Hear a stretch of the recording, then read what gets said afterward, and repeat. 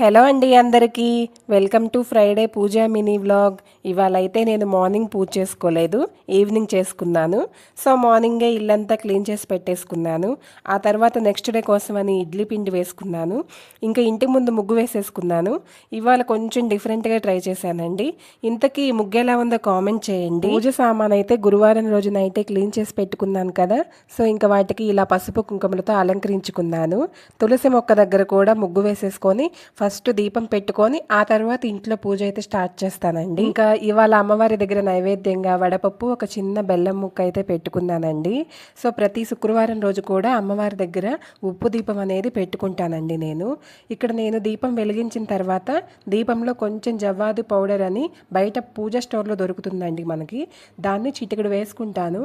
దీపం వెలుగుతున్నంత సేపు కూడా మనకి మంచి స్మెల్ అయితే వస్తుందండి. సో వీడియో నచ్చితే లైక్ చేయండి, అలాగే సబ్స్క్రైబ్ చేసుకోండి. ఓం శ్రీమాత్రే నమః.